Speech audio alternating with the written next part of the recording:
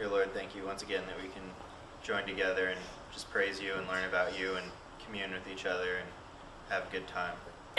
Just draw our hearts into what you have to say to us and help us figure out what you're speaking and just anything that isn't of you to fall away and be ignored. And help us to just learn how to act in our church, or as a church and as a community through this. In your name we pray. Amen. So just a quick recap. Last week we talked about Paul's final leg in his journey to Jerusalem. He'd been warned time and time again, if you go to Jerusalem, you're going to be arrested and beaten. But despite all this, he knew he was called to go there, so he went anyway. And we're going to pick up, if you're going to follow along, in Acts 21, verse 17.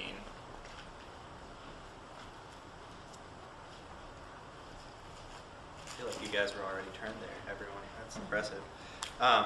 Okay, so it says, "When we arrived at Jerusalem, the brothers and sisters received us warmly. The next day, Paul and the rest of us went to see James, and all the elders were present. Paul greeted them, and he reported in detail what God had done among the Gentiles through his ministry. When they heard this, they praised God.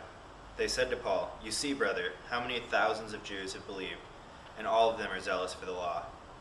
They have been informed that you teach all of the Jews who live among the Gentiles to turn away from Moses, telling them not to circumcise their children or live according to our customs.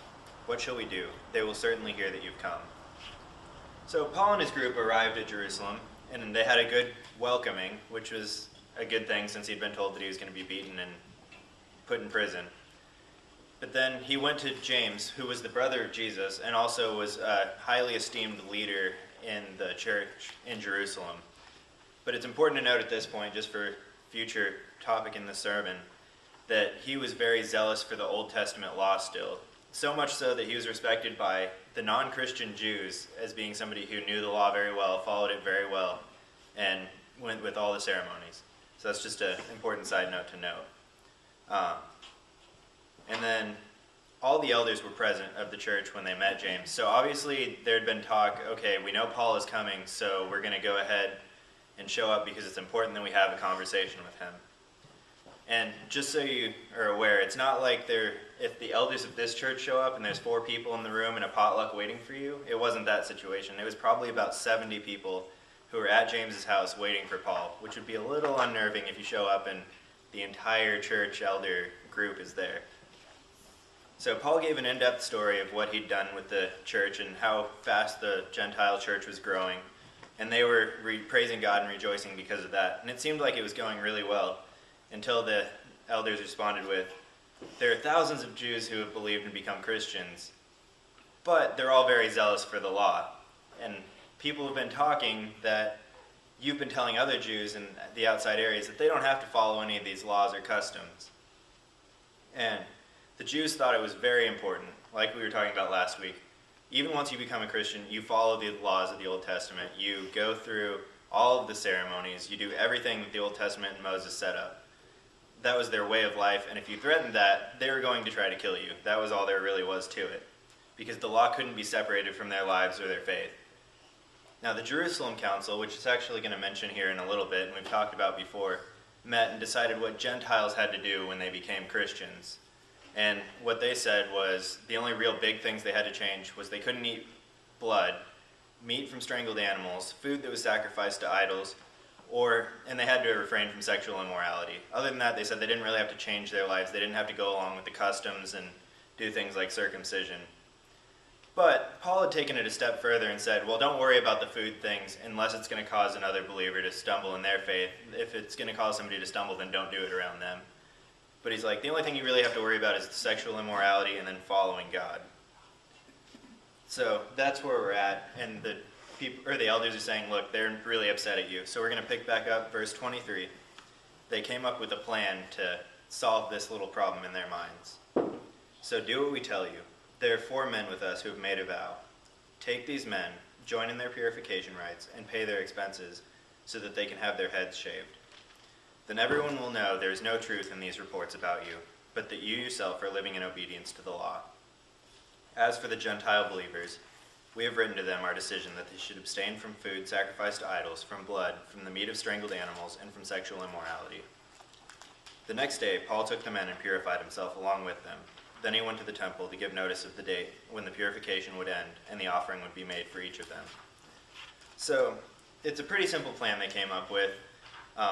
There were 4 people who took the Nazirite vow, which would last about 30 days. They were supposed to refrain from certain activities, and they weren't allowed to cut their hair for that time. They could make it last longer than 30 days. Some people did, but generally it should be assumed it was about 30 days. And towards the end of that, they would have to go through a week-long purification where they'd have to shave their heads, go through the rites, and then make a sacrifice. So the elders of the church just said, okay, you pay for them to have their heads shaved, you pay for the stuff that they're going to sacrifice, and then everybody will see, okay, he goes along with the Jewish customs, he's being very charitable to people who are being pious and going through this vow, so he's obviously okay with our customs, he's not breaking the laws. And they actually said, so they'll know that you follow all the laws, which Paul didn't, but that's not really the issue. He followed the laws most of the time around other Jews, sometimes. So Paul agreed to this plan and began the days of purification, which, like I said, would last a week. But towards the end, the Jews still weren't happy with him, and they found a reason to go after Paul, which we're going to read about. And there's a little bit of a long section that I'm going to read, so bear with me, but then I'm not going to read anymore, so it'll be all right. It says in verse 27, when the 7 days were nearly over, some Jews from the province of Asia saw Paul at the temple. They stirred up the whole crowd and seized him, shouting, fellow Israelites, help us. This is the man who teaches everyone everywhere against our people and our law and this place. And besides, he's brought Greeks into the temple and defiled this holy place. For they had previously seen Trophimus the Ephesian in the city with Paul, and assumed that Paul had brought him into the temple. The whole city was aroused, and the people came running from all directions. Seizing Paul, they dragged him from the temple, and immediately the gates were shut. While they were trying to kill him, news reached the commander of the Roman troops that the whole city of Jerusalem was in an uproar. He at once took some officers and some soldiers and ran down to the crowd. When the rioters saw the commander and his soldiers, they stopped beating Paul. The commander came up, arrested him, and ordered him to be bound with 2 chains. Then he asked who he was and what he had done. Some in the crowd shouted one thing and some another. Since the commander could not get at the truth because of the uproar, he ordered that Paul be taken into the barracks. When Paul reached the steps, the violence of the mob was so great that he had to be carried by the soldiers. The crowd kept shouting, "Get rid of him." As the soldiers were about to take Paul into the barracks, he asked the commander, "May I say something to you?" "Do you speak Greek?" he replied. "Aren't you the Egyptian who started a revolt and led 4,000 terrorists into the wilderness some time ago?" Paul answered, "I am a Jew from Tarsus in Cilicia, a citizen of no ordinary city. Please let me speak to the people." After receiving the commander's permission, Paul stood on the steps and motioned to the crowd. When they were all silent, he said to them in Aramaic, "Brothers and fathers, listen now to my defense." So, just to recap all that, Paul was at the temple performing some of the purification ceremony that he had to go through when the Jews saw him and got really angry. He'd probably been there several times before, so it's a little bit confusing to me that this was the day they decided, oh, we don't like this. But they were accusing him of the very things that he was doing this whole process just to prove wrong. He was trying to prove that, okay, I still support the Jewish law and you guys practicing all these ceremonies. But they also accused him of bringing a Gentile into the temple, which was completely forbidden. And the Romans had actually authorized the Jews to execute people if they entered and weren't Jewish. And I think another interesting side note, I just find the archaeology stuff interesting. They've actually found signs that would have been hung around the temple that were in a couple different languages, warning people to stay out of the temple if they weren't Jewish on threat of death. So it was a serious matter, and the Romans even were letting the Jews execute people for this. But Paul hadn't brought any Gentiles in, and even if he had, Trophimus, not Paul, should have been the one to be executed because Paul was allowed to be in there. So really the whole thing that they were doing didn't make any sense. They were just being angry. But the people from all over the city decided to try to kill Paul, so the commander of the Roman military there brought his troops down and stopped it. And if the commander hadn't been there, Paul definitely would have been killed by that. The commander had to take Paul back into the barracks, not the temple, to resolve anything because they were so crazy. And then the Romans just assumed that Paul was an Egyptian guy who led a revolt in the city because that guy had escaped. He led a big revolt, but they weren't able to catch and kill him. So they figured that's why the Jewish people were trying to kill this guy. It's because he got into the temple and was trying to start stuff again. But Paul introduced himself in Greek as a Roman citizen from a very important Roman city, which gave him a whole list of protections and rights that he didn't have before. So one of my thoughts. This isn't necessarily biblical, it's not stated in here, but one of the things probably that the commander allowed him to speak was because he was like, oh no, I've arrested this Roman citizen, put him in chains, and I wasn't allowed to do that because he's a Roman citizen, and I didn't have any reason to arrest him. So that's just my thought on that. But Paul's defense, I'm not going to read it because we've covered it in earlier Acts. He basically goes through his whole story of how he became a Christian. And he starts with the fact that he was a very zealous Jew growing up. He followed all the laws, and he was so zealous that he actually would go out and try to kill and persecute and throw people in prison who weren't following this and who were becoming Christians. So that was his whole story. That's what's going on. I don't want to leave you hanging with he gave his defense. Unfortunately, it didn't go well. Even though he spoke in Aramaic, which would have been kind of a peace offering, he would have been speaking in the language that the Jews spoke. But they weren't happy with that, as you'll learn later on this week. But what I want to talk to you guys about today, out of this, is something that has unfortunately been carried throughout thousands of years from that Jewish roots that you see in here. And it's the whole zealousness for the law, which a lot of times we nowadays call legalism.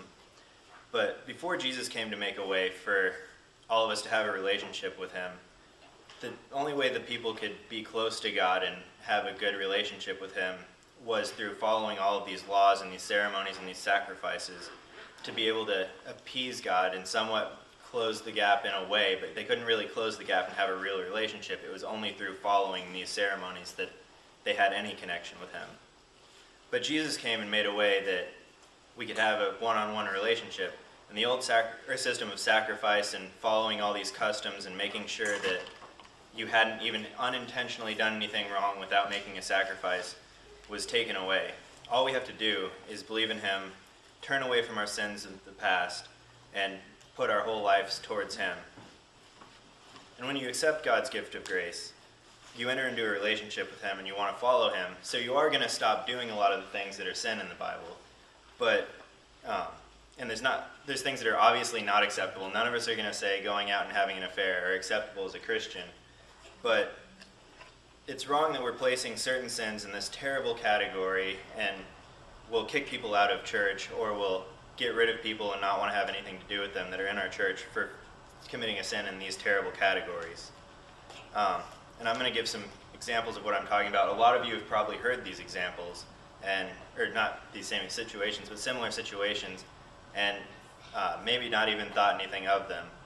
There's a church I know of in Florida where a girl was kicked out because she was single, a teenager, and got pregnant. She just wasn't welcomed back. The family was welcomed back, but she wasn't. Then I had a friend who was asked not to return to a church, mostly because there was a couple other small things that didn't really matter, but mostly because he disagreed with a little piece of their theology. He wasn't preaching that in their church or anything, but it wasn't anything that even affected the message of the gospel. It was something Old Testament that he's like, well, I see it this way. And honestly, he had good reasons. He wasn't being disrespectful, but because of that, he was asked not to come back for a while. I've seen or heard of people being publicly chastised because it comes out that they haven't been tithing 10%, even though the reason was because they couldn't even afford to pay their rent that month. And then I knew a kid personally in high school who was barred from being a member of a church because he admitted to the pastor that he was struggling with smoking. That's not how we're called to be as a church. It's just not. The Bible does lay out clear ways to deal with sin in the church. We're supposed to be a community, and we can't just ignore sin if we're going to allow our church to survive. It's something we can't do. But if we're going to live as a community, we have to deal with sin as the Bible describes to us in the New Testament with dealing with sin. And it has to be through love and grace. When a Christian sins and we know about it, we go and talk to them privately in love and with grace, and we talk to them about why we think what they did was wrong and how they can fix it. And we encourage them that we still love them and we want to work with them in this healing process of getting closer to God.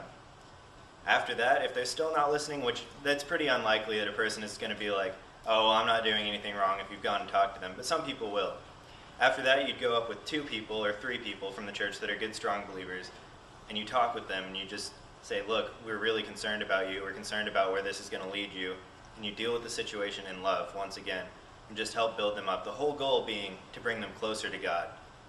And then finally, if they still are completely refusing to acknowledge that they're sinning and they don't want to work on it, you take it to the church leadership and the elders to deal with.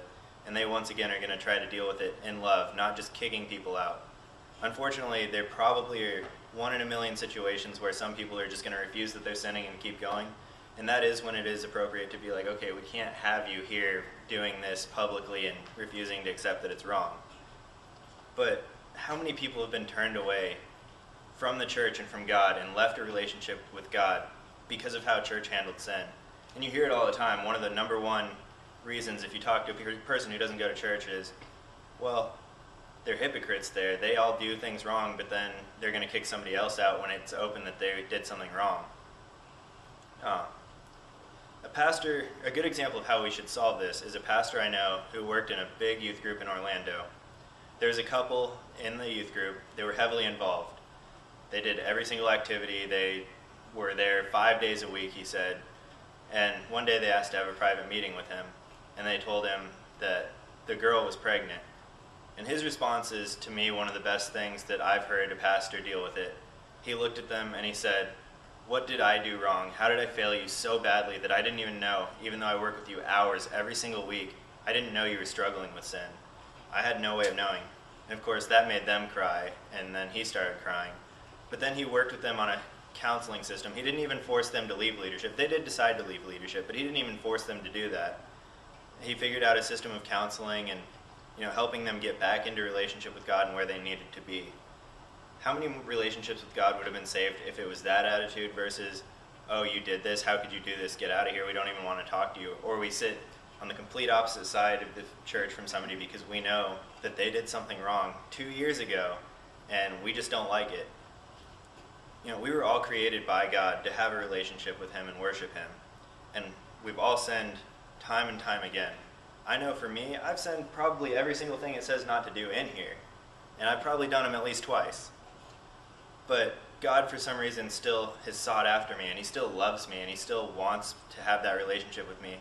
And even more than that, he's called me to be in ministry, which to me is insane, because if all the things I've done wrong, he still wants to use me. Like, he definitely wants to use the person who did something wrong 2 years ago, and we don't want to sit next to them. And even further than that, God has blessed me with so much that, I couldn't even write it down and tell you all if I wanted to. Or you guys would get bored and leave after a while anyway. But, God created us, like I was saying, for that relationship. He wants that relationship with you. And yes, we sin and fall away from that time and time again, but that's the whole message of the New Testament. Jesus came so that he could make up that gap that we create every time we mess up, and we could still have that relationship. And he wants to use you to change the world. And he wants to use the person sitting next to you, regardless of the times they mess up. Because you know what? This is real life, and this is the real world. If we look at our own lives, we can see, okay, I mess up in this, this, and this, even if it may be something different. So when somebody messes up, regardless of if it's a lie about whether your child brushed their teeth or not, or if it's a felony that put them in prison, if they're a member of this church, we need to love them and care for them and build them up and bring them back into that relationship with God. Because that's what Jesus would want. There's nothing acceptable about kicking somebody out because they messed up in something. And right now we are going to have our group discussion like we always do, but I do want to open up for prayer. So if you can stay for the group discussion, I'd like you to, but if you can't, I understand. But I just want to have some prayer time, and if you need prayer about anything, I want you to come up. Or if you just want somebody to talk with you about something, come up and some of us will pray around you. It doesn't matter what it is, but if you want prayer, just please be willing to come up. And then I'll close in prayer after a little bit, and we'll sit down and have our group discussion time.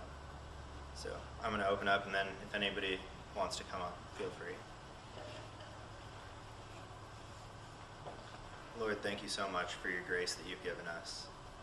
I know that I, just like most of the people in here, aren't worthy of being able to worship you or have a relationship with you. But it's just so amazing that you love us so much that you want to be able to have that relationship with us regardless of what we've done. And you'll seek after us and all we have to do is accept your love and your grace and follow after you. And Lord, just help all the situations that I know so many people are struggling with in this church. Just help heal their lives and bring them the grace and peace and happiness that only you can provide. Lord, we just want to thank you for everything we know that you're going to do in our lives.